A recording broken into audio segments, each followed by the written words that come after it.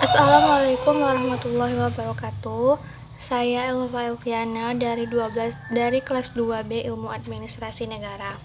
Kali ini saya akan membahas mengenai kasus pelanggaran hukum perjanjian yang dilakukan oleh pihak PT Indo Beras Unggul terhadap Indomaret. Indomaret laporkan PT Indo Beras Unggul langgar perjanjian mutu beras.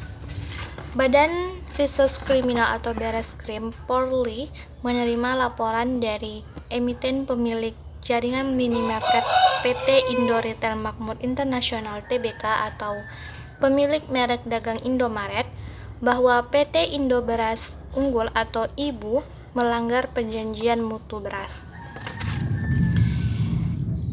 Direktur Tindak Pidana Ekonomi dan Khusus Barreskrim Brigadir Jenderal Agung Setia mengatakan PT Indo Beras Unggul dengan Indomaret telah menyepakati kontrak yang mengatur pasokan beras dengan mutu, varietas, dan kemasan tertentu. Namun, lebih lanjut dikatakan bahwa kualitas mutu beras yang dipasok PT Indo Beras Unggul berada jauh dari kesepakatan dan varietasnya tidak sesuai. Beliau menyampaikan hal tersebut dilakukan PT Indo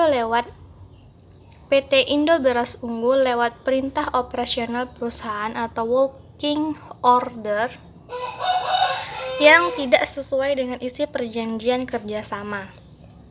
Dengan begitu, Agung menyatakan perusahaan retail turut menjadi pihak yang dirugikan oleh PT Indo Beras Unggul.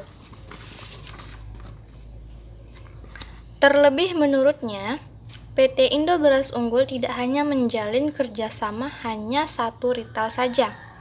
Adapun produk beras yang disuplai PT Indo Beras Unggul ke Indomaret antara lain merek Rojo Lele dan Pandan Wangi. Penyidik juga menemukan instruksi di internal PT Indo Beras Unggul untuk memproduksi beras yang tidak sesuai kontrak.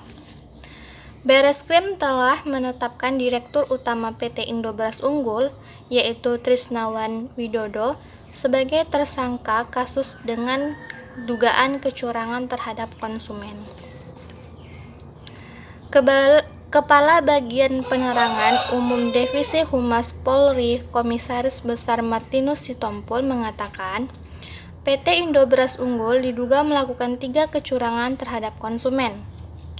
PT Indo Beras Unggul merupakan produsen beras merek Magnus dan ayam jago. PT Indo Beras Unggul diduga melakukan 3 kecurangan terhadap konsumen, yakni 1. Tidak mencantumkan kelas mutu beras pada label Standar Nasional Indonesia 2008. 2. Memproduksi beras yang tidak sesuai dengan kualitas SNI yang dicantumkan. 3. Memberikan informasi yang menyesatkan terkait dengan angka kecukupan gizi atau AKG. Berdasarkan hasil penyidikan, Trisnawan bertanggung jawab atas dugaan pelanggaran pidana yang dilakukan PT Indo Beras Unggul. Ia akan dijerat dengan pasal 382 bis KUHP, pasal 144 Undang-Undang Nomor 18 Tahun 2012 tentang Pangan, dan pasal 62 Undang-Undang Nomor 8 Tahun 1999 tentang Perlindungan Konsumen.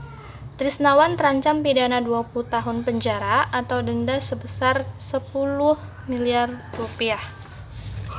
Itulah salah satu contoh kasus pelanggaran hukum perjanjian atau kontrak. Lebih dan kurang saya mohon maaf. Wabillahi taufiq wal hidayah. Wassalamualaikum warahmatullahi wabarakatuh.